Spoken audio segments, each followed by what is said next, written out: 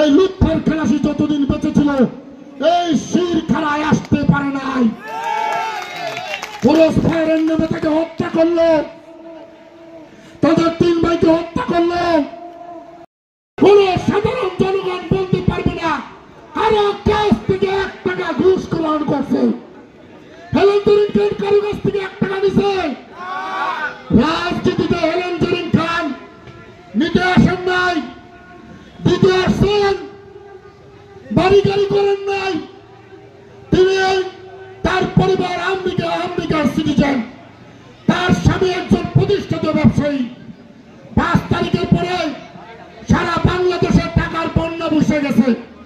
আওয়ামী লীগ অবৈধ টাকা দিয়ে বিএনপির অনেক নেতাদেরকে বায়াস্ট করছে, কিন্তু মাদারীপুরে কোন একজন লোক যদি বলতে পারে হেলেন জরিন খান আওয়ামী লীগের সাথে আঘাত করছে, খুনিদের সাথে আঘাত করছে, আমি রাজনীতি করব না।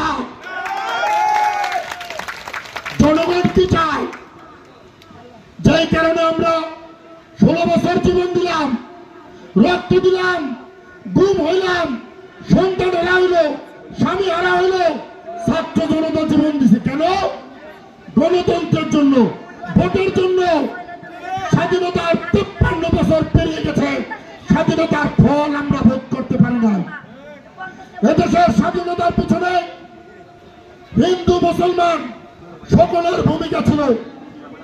আমরা গত 16 বছরে কি দেখলাম? মুসলমানও নিরাপদ ছিল না, শাপলা চত্বরে মাইরা সাফ করে দিছে, আবার বিশ্বযুদ্ধে কোপাইয়া মাইরা ফেলাইল। হাসিনা ছিল একজন দিল্লির গোলাম, আর এই গোলামের কিছু গোলাঙ্গার ছিল এই শাহজাহান খানের মতো কিছু লোক। এই শিরখেলা ইউনিয়নের একজন লোক ছিল লুৎফর খালাসিকে আপনারা চেনেন। তিনি জনগণের বন্ধু ছিল, সন্ত্রাসীদের আতঙ্ক ছিল। এই শাহজাহান খানের মতো একজন গডফাদার এই লুৎফর খালাসি যতদিন বেঁচে ছিল এই শির খেলায় আসতে পারে নাই। পুরুষ ফায়ারের নেমে তাকে হত্যা করলো, তাদের 3 ভাইকে হত্যা করলো। এদেশে 8 বার এমপি দাবি করে, 3 বার চুরি করে হয়েছে, 5 বার ভোটে। আরে ভাই, 8 বার এমপি, একটা ঝাঁকুনি দিচ্ছে জনগণ, গাড়ি বাড়ি সবাই গেছে। আজকে আপনারা পালান কেন? সাহস থাকলে খালেদা জিয়ার মতো আদালতের মুখোমুখি হন, বিচারের মুখোমুখি হন।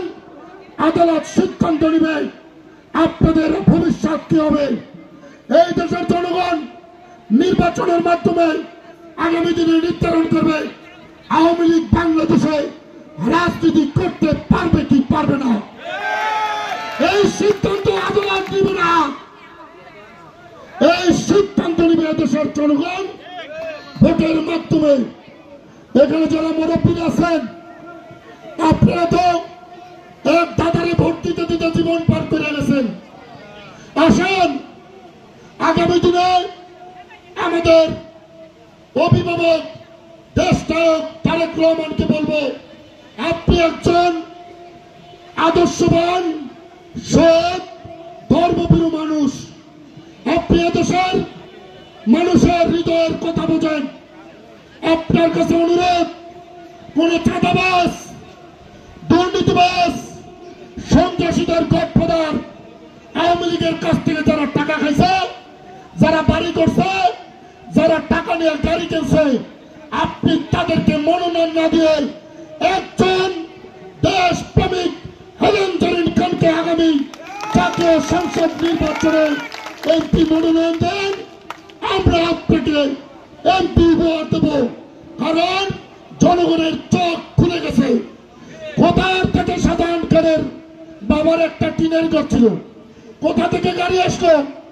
হাজার হাজার গাড়ি, হাজার হাজার বাড়ি, জায়গা একটা দেখলেই হেঁটে বিল্ডিং, কিন্তু কোনো বাদ রেখে নাই। আমরা আজকের এই সমাবেশে বসে এই বর্তমান মাদারীপুরের পুলিশ প্রশাসনকে একটা কথা জিজ্ঞাসা করতে চাই। গত 1 মাস আগে আওয়ামী লীগের দোসররা যারা পালিয়েছিল তারা 15 দিন ধরে মাদারীপুরে প্রকাশ্যে বুক ফুলিয়ে কিভাবে আছে, এটার জবাব আপনাদেরকে দিতে হবে। আমরা কি এত চুরি করে বসবো? আপনারা 17 বছর চাকরি করছেন, বেতন পাইছেন, আপনারা কিন্তু চাকরি দিয়ে বাড়ি যান নাই। আমরা কিন্তু 17 বছর মায়ের কোলে ঘুমাই নাই, 17 বছরে 8 বছরে ঘরে ঘুমাইতে পারি নাই। বাবা জেল খাটছে, মা জেল খাটছে, ডাইনার ভাঙছে, বামার ভাঙছে, অনেক নির্যাতনের শিকার হয়েছি। এই পুলিশ প্রশাসন কোন অদৃশ্য ক্ষমতার কারণে এই আওয়ামী লীগের এই দোষরদের গ্রেপ্তার করছে না, এই জবাব আপনাদেরকে দিতে হবে।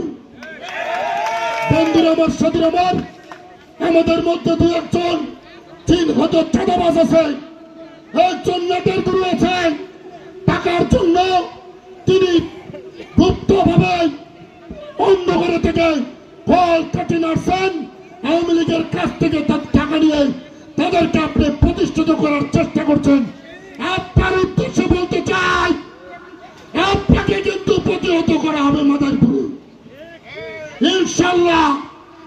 আপনি আমাদের নেত্রী, আমাদের পাশে থেকে আমরা যদি অন্যায় করি, আপনি আমাদের অভিভাবক হিসাবে আমাদেরকে শাসন করবেন। আর যদি আমাদের উপর অন্যায় হয়, সেটা কোন নেতার দ্বারা হোক এবং প্রশাসনের দ্বারা হোক, আপনাকে তার দায় দায়িত্ব নিতে হবে। আমরা রাজনীতিতে আঙ্গুল ফুলে কলা গাছ হই নাই। 11 সাল পর্যন্ত মিঠু ভাই দায়িত্ব ছিল ছাত্র দলের, 11 থেকে 18 পর্যন্ত আমি আবু বাবাই দায়িত্ব ছিলাম। অনেক ত্যাগ, অনেক শ্রম আমাদের আছে, অনেক শ্রম আছে দলের পিছনে। আপা আজকে আপনাকে বলে দিলাম, আমরা কিন্তু ভবিষ্যতে কাউকে ছাড় দেব না। সকলের সুস্বাস্থ্য কামনা করে বিদায় নিচ্ছি। খোদা হাফেজ। বাংলাদেশ জিন্দাবাদ। দেখা হবে ইনশাল্লাহ আগামী নির্বাচনে হেলেন জরিন খানের ধানের শীষ নিয়ে।